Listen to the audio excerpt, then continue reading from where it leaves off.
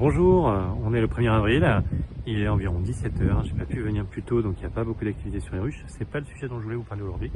Aujourd'hui je voulais vous présenter comment fonctionnait une ruche varée, et finalement quelle était un peu la différence, ou quelles étaient les différences avec une ruche d'Adam.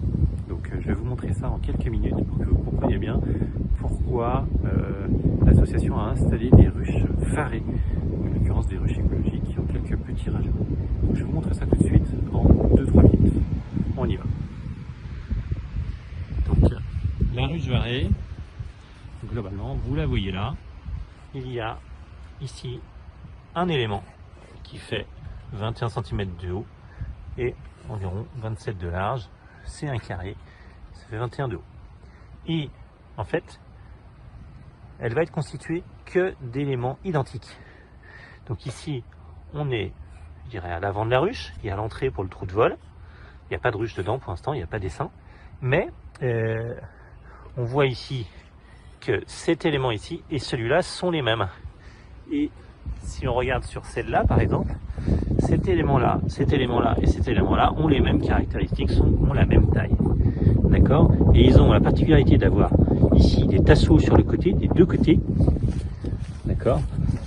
Des deux côtés, je vais vous expliquer pourquoi. Donc, revenons sur la ruche verte.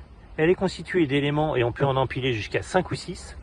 On voit là sur les deux qui sont très hautes, il y a 5 éléments ou 6 éléments. Derrière la paille, je me souviens plus combien j'en ai installé. Ça peut monter assez haut. Et pour quelle raison? Donc, tout simplement, pour la raison suivante, c'est que on va loger l'essaim. Quand il va s'installer, il va aller s'installer en haut, dans l'élément d'en haut, et il va bâtir, et il va descendre les rayons. Donc il va y avoir des rayons qui sont installés dedans, qui vont se construire. Je vais ouvrir tout à l'heure. Et ça va descendre, comme ça se fait dans la nature. D'accord? Ça va descendre. Quand ça va arriver en bas, on va le voir, parce que derrière, il y a des fenêtres. Voilà, alors toutes n'ont pas des fenêtres, mais ici, on a installé des fenêtres pour pouvoir justement observer, on l'observera. Donc on voit à l'intérieur, donc il y a besoin d'un petit peu de coup de flamme. Mais ça nous permet de voir ce qui se passe, et donc on voit s'il y a des constructions qui se font, et à quel moment, à quel niveau de construction elles sont, les abeilles sont descendues et sont installées. Donc là c'est la même chose, hein. On voit là, alors là la ruche bouge un peu, mais on peut le voir, c'est un petit peu gonflé, mais c'est pas très grave. Hop. Même chose, hop, voilà, c'est pas très propre, mais on voit ce qui se passe. Et qu'est-ce qu'on voit? Là, je sais pas si vous le voyez bien, mais on voit il y a des tasseaux en bois, il y a des barrettes, parce que en fonction du choix, de la stratégie qu'on adopte pour permettre aux abeilles de construire, eh bien soit on met des cadres qui sont des cadres de ruches varées, soit on met juste des tasseaux, des petits tasseaux de bois, donc on en met 8, et on les amorce, soit on les amorce pas, on met juste le tasseau de bois, et en fait, à ce moment-là, les rayons vont se construire dessous. Donc, ça permet d'avoir zéro... ça permet à ce moment-là d'avoir zéro cadre, quand on le fait comme ça, avec simplement des tasseaux de bois. Pas de cadre, donc pas une grosse logistique. L'inconvénient, c'est qu'à ce moment-là, on va avoir souvent des rayons qui sont pas très réguliers, qui vont être plus larges, qui vont être un peu tordus, ou qui vont se construire un peu de travers. Mais bon, voilà. L'intérêt, c'est surtout d'avoir que de la cire produite par la ruche. D'accord?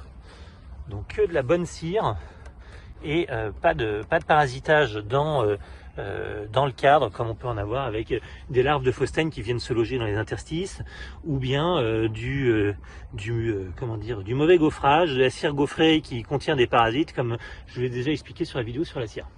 Et donc, au fur et à mesure que ça descend, on va rajouter des éléments, non pas au-dessus comme dans la ruche d'Adam, puisque là, on voit l'essaim il descend quand il est construit, et on va la rajouter en dessous.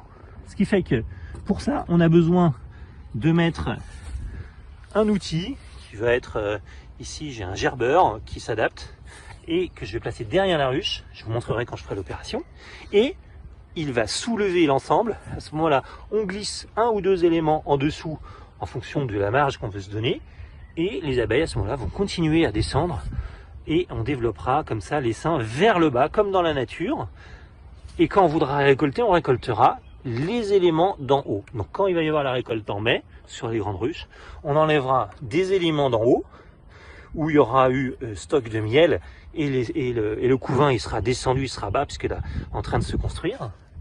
Et on rajoutera à ce moment-là autant de hausse que ce qu'on a enlevé, de façon à ce que la ruche, qui a toute sa population qui est là, puisse avoir la place et éviter des essaimages par manque de place. Voilà. Voilà tout l'intérêt, on va dire, de la ruche varée. L'intérêt de la ruche varée, donc, c'est respect du développement naturel des essaims, vers le bas, et donc on le respecte. Ça permet d'avoir du miel de couvain, on va dire. C'est-à-dire que le miel qu'on va récupérer, c'est des alvéoles où il y aura eu du couvain et des larves qui ont grandi, etc. Ça donne une saveur et ça donne des substances et des qualités nutritives qui sont supérieures à un miel, on va dire, ainsi le plus classique. Hein. Et également, ça permet à l'essaim de se développer naturellement et donc dans les conditions normales dans la nature.